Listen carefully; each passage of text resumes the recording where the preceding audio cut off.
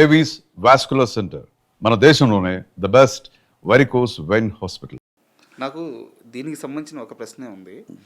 యాక్చువల్గా ₹7 కోసం మీరు బుట్టలు ఆ ముళ్ళుండే ఆ చెక్కలతో బుట్టలు అల్లిన రోజులు ఉన్నాయి. కరెక్టేనా? ₹7 కోసం. అలాంటి పోసాని కృష్ణమురళి తెలుగు సినిమా ఇండస్ట్రీలో అసిస్టెంట్స్కి అందరూ అసలు డబ్బులే ఇవ్వని రోజుల్లో, మహా అయితే 2000 3000 నెలకి ఖర్చులకు ఇచ్చే రోజుల్లో పోసాని కృష్ణమురళి మాత్రం తన అసిస్టెంట్స్కి డబ్బులు ఇచ్చేవాడు. నేను ఎవరిని నాకు అసిస్టెంట్ ఉంటే బాగుండే కుశలమాలు రాస్తాను అట్లాంటి నాకు తెలియదు అసలు. ఈ రోజుకి అందరూ నా వెంటబడి చూడండి. ఆకుల శివ లాంటి వాడు కానీ, కొరటాల శివ కానీ, రికమెండేషను సముద్రాల మేనలుడు అప్పలాచార్య ఉంటాడు. అప్పలాచార్య తమ్ముడు ఉన్నాడు ఆదిత్య గారని. ఆదిత్య గారు అంటే నాకు ఇష్టం బాగా. నాగర వస్తుండేవాడు.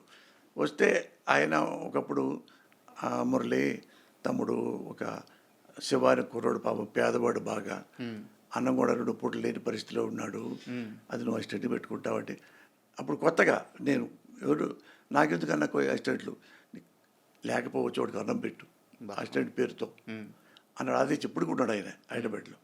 ఆయన ఆకుల శివ సార్ కాదు, అలా అనే ఆకుల శివ వచ్చినాకను ఆకుల శివ అది వస్తే ఇతనే మురళి ఆకుల శివ ఇతను అంటే రమ్మనన్నా. నేను వాడు బాగా రాస్తాడా బాగా రాయడా అని ఏ ఒక్కడిని నేను చెక్ చేయటాలు కానీ మా నా దగ్గర పనిచేస్తారా అని ఇప్పుడు లైఫ్లో ఈ రోజు వరకు లేదు. ఈ రోజు వరకు కూడా వాళ్ళు నా ఫ్యాన్స్ అని పోసాన్ గారిని ఫ్యాన్ అంటే నేనని త్రివిక్రమ్ చెప్పేవాడు. వెళ్ళి మా తలుపుకుంటగానే మా ఆవిడ ఉంటే నేను బయటికి వెళ్ళిపోయాడు 5:30 వెళ్ళిపోయాడిని సిట్టింగ్కి. వాళ్ళే 9 వచ్చేవాళ్ళు.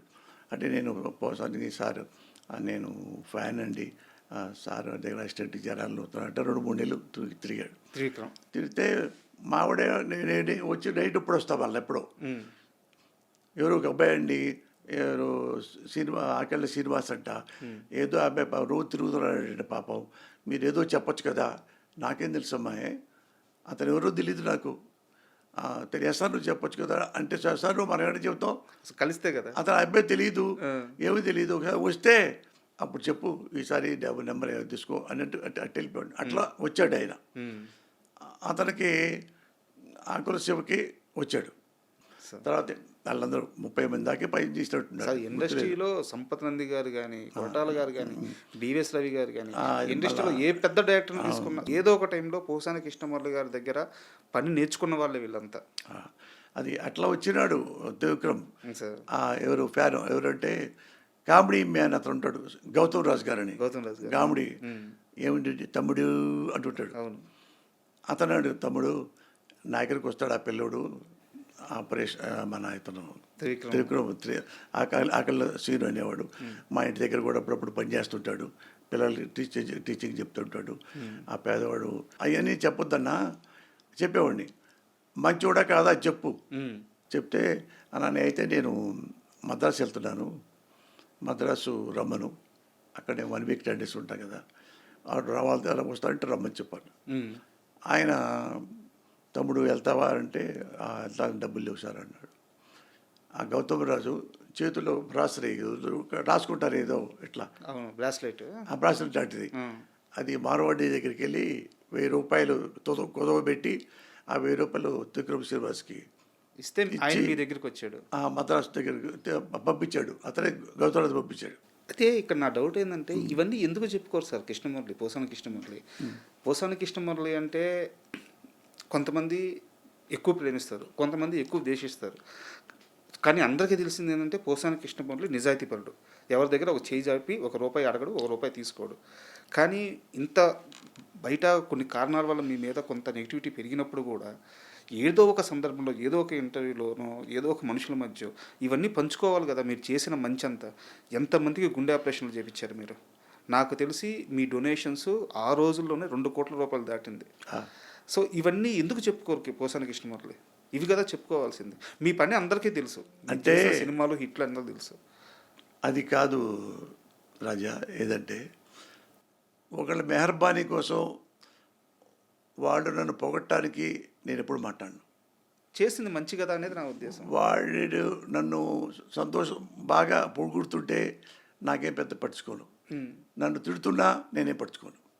నేను ఎప్పుడేం పట్టించుకుంటానంటే నేను మంచిగా కాదా, నేను పద్ధతిగా ఉంటున్నానా లేదా, అదే చూసుకుంటా.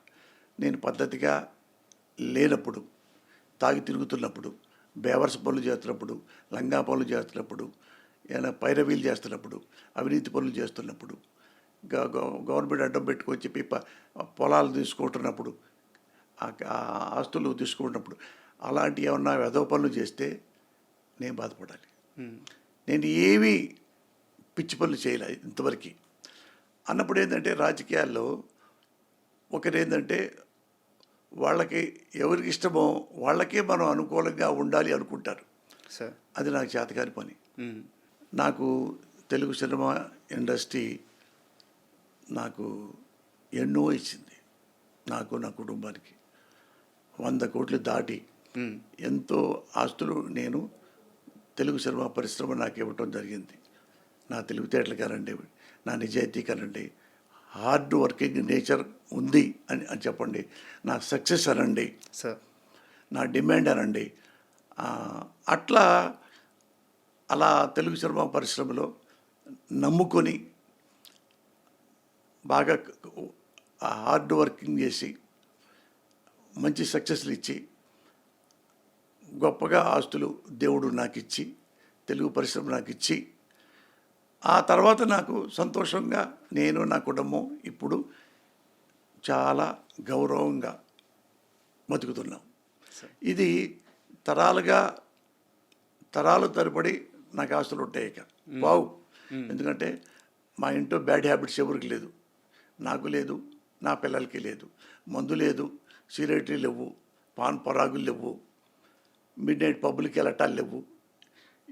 ఏ క్లబ్ ఇంతవరకు చేయలేదు 40 ఏళ్లలో. ఫంక్షన్లు ఉంటాయి కదా, ఆ ఫంక్షన్లో అయితే షెల్ట్ తీసుకుని వెళ్ళిపోతాను తప్ప అక్కడే మందులు, పార్టీలు, పార్టీలు, డ్యాన్సులు అవి నాకు తెలియని మ్యాటర్లు.